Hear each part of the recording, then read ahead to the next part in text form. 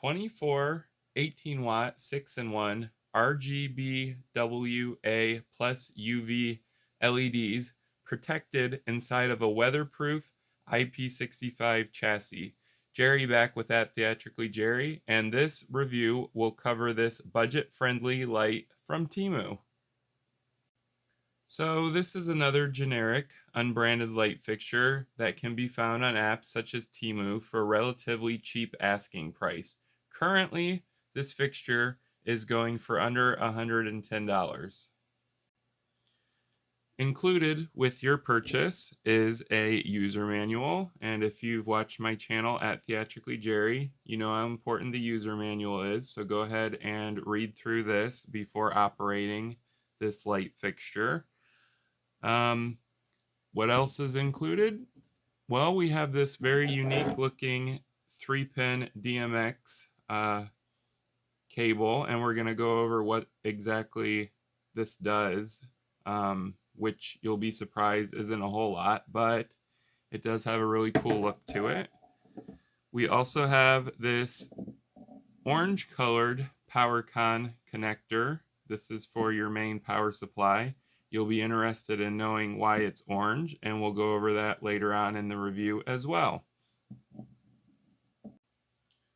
The chassis is made of aluminum and steel.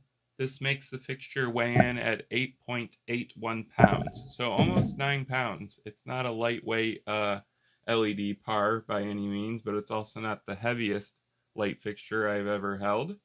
It measures 10.2 inches long by 9.8 inches wide, and it's only 6.2 inches deep. So if we go ahead and turn this sideways, you can see just how deep the light fixture is. Let's take a look at the front of this light. The front features an IP65 rated glass lens. It's pretty thick too.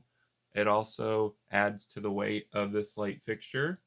Behind the glass pane is 24 18-watt chips on board or surface mounted diodes. One thing that you're going to notice about this LED par is the optics. So each one of the optics in front of the LEDs has little micro lenses, and these are to help concentrate the beam of light. So they actually kind of look like an insect's eye. It's pretty cool looking. Each LED is capable of displaying 6 colors. So this is a red, green, blue, white, amber, plus ultraviolet IP65 rated LED par. Let's go ahead and take a look at the layout on the back of this LED par. The back of this LED par has a very interesting layout.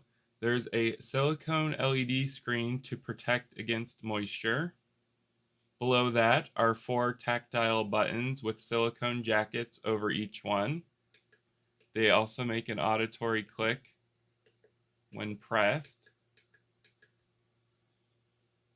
Because it is water resistant, it has a bright orange cover over your DMX in and also your DMX out. And your PowerCon in also has a bright orange cover around the perimeter of it. And your power out has a standard white or light gray cover around it as well. So each one of these ports has a flap over it to protect water from getting in while the connectors are not plugged in.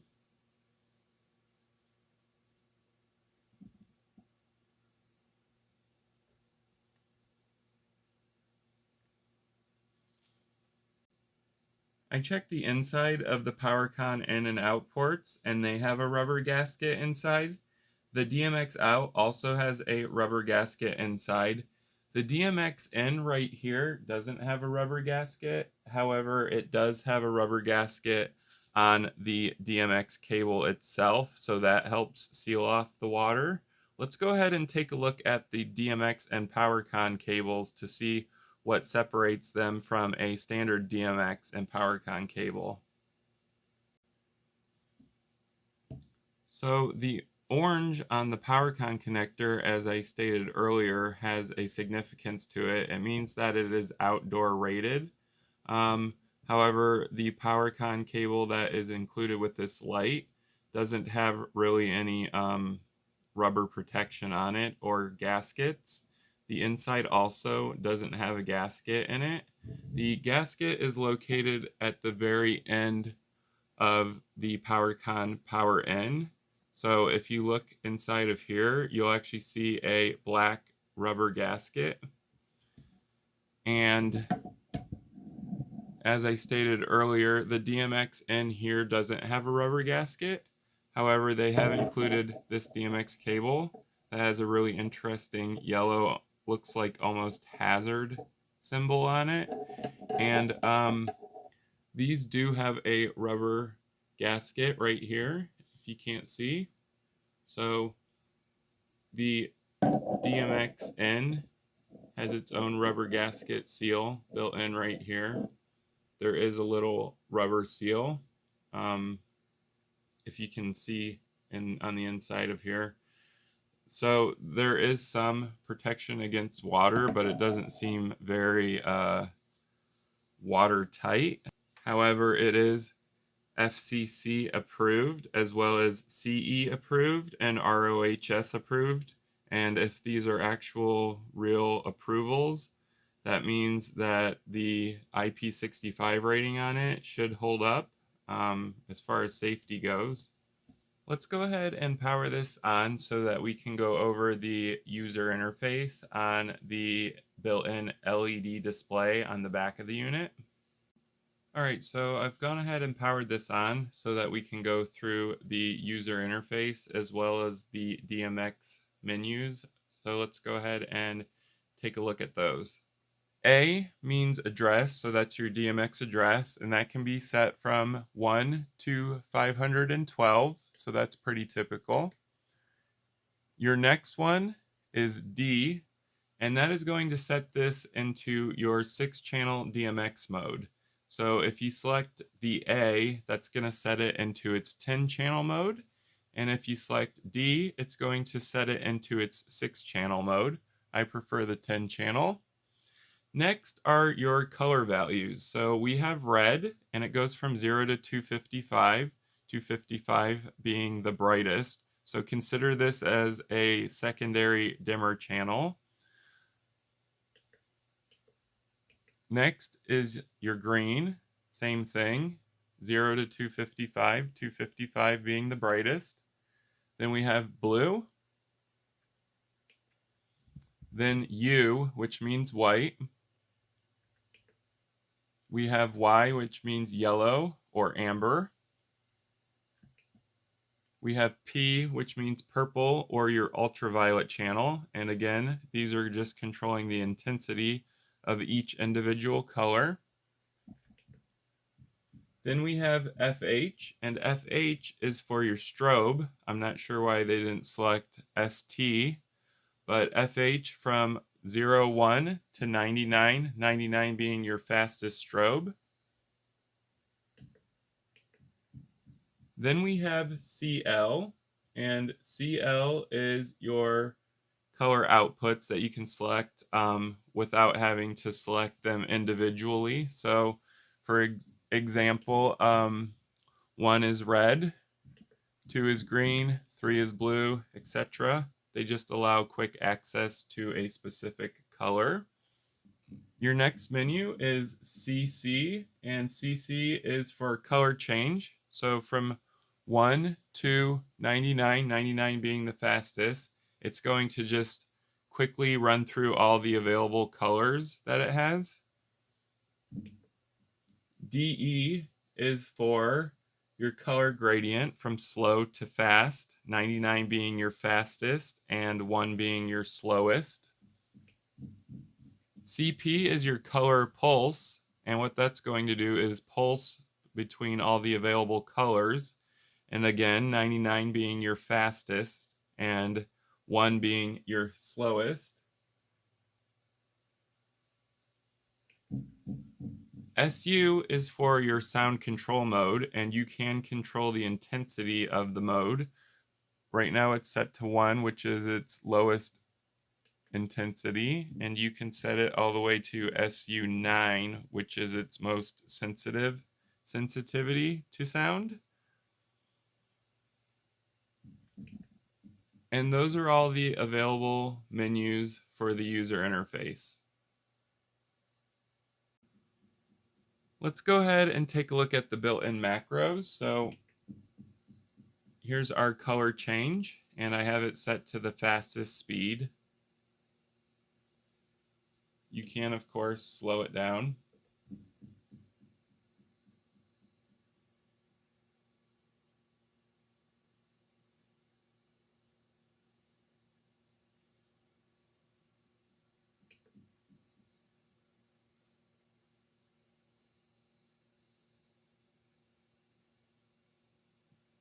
This is our gradual color change mode. I have it set to its fastest. You can, of course, slow this down as well.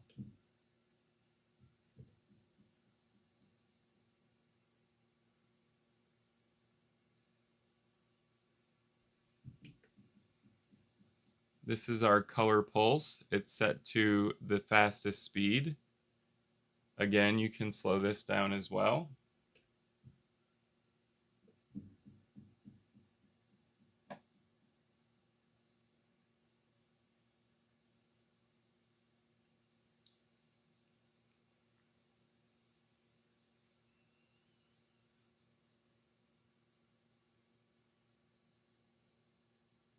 And our sound active mode.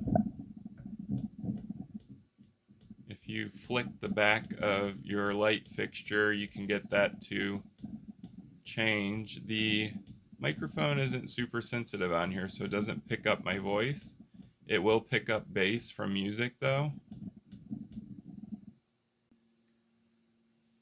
Red, green, blue, white, amber, and UV color mixing comes standard with this light. That makes it a 6-in-1 LED par. The colors are rich and saturated. We're going to go ahead and look at each individual color to give you guys an idea of how rich and saturated the LEDs are. So right now we have our red at full intensity.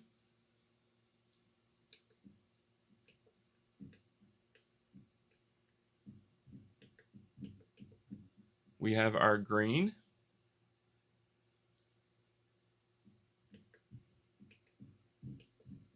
Our blue.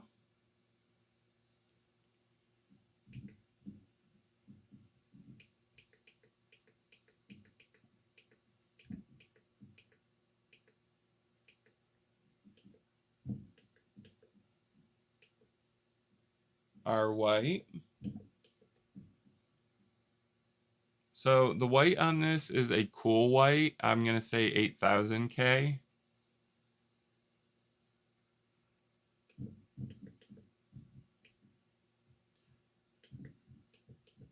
Our amber.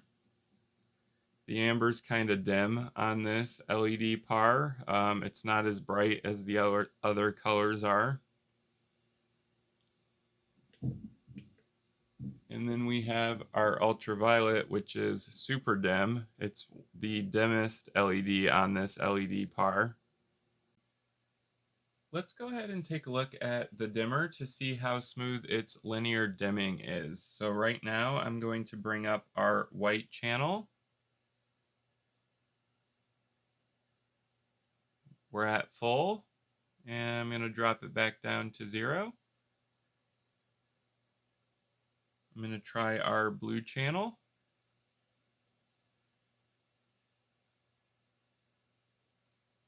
So the dimming on this is super smooth. I would say it's a 16-bit linear dimmer.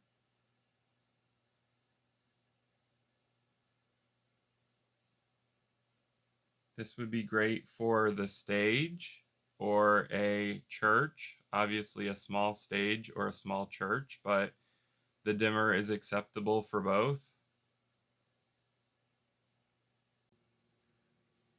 Let's go ahead and take a look at the strobe on here. They didn't state the refresh rate of this strobe, so I'm going to have to do it by my eye, which my eye is pretty accurate, so I can give you guys a better idea of the refresh rate. Right now it's at 1, and we're going to go all the way up to its highest. So this is about halfway.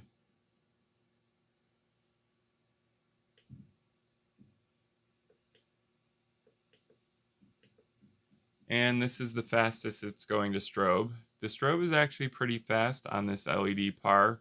I would say it's a 20 hertz strobe. All right, so we're going to take a look at the dimmer as well as the strobe from the front to give you guys a better idea of how smooth the dimming is.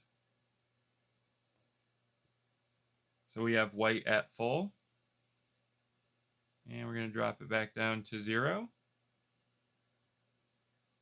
Let's go ahead and try that with green.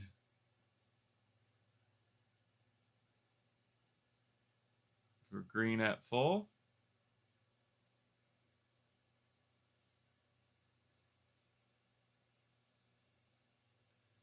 And at 0, and we'll try it with red too. Red at full. Red at 0. So as you can see, the dimming is super smooth on this LED par.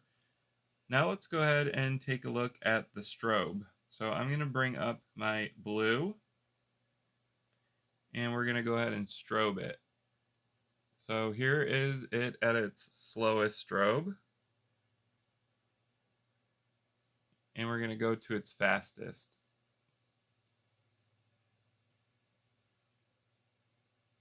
So at its fastest, it almost looks like it's on. However, it is strobing.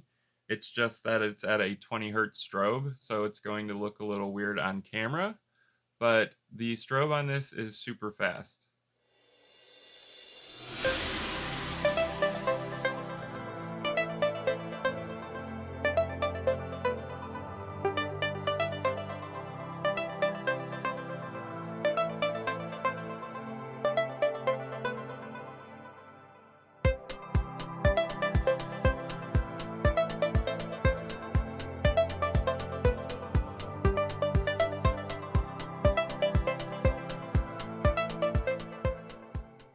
And now we're going to go into my final thoughts on this 24 by 18 watt IP65 rated LED par. So for the price, this is a great deal. For under $110, you can get an IP65 rated LED par.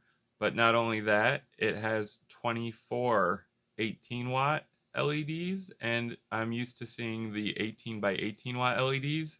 So this does have a really interesting layout to its LED design.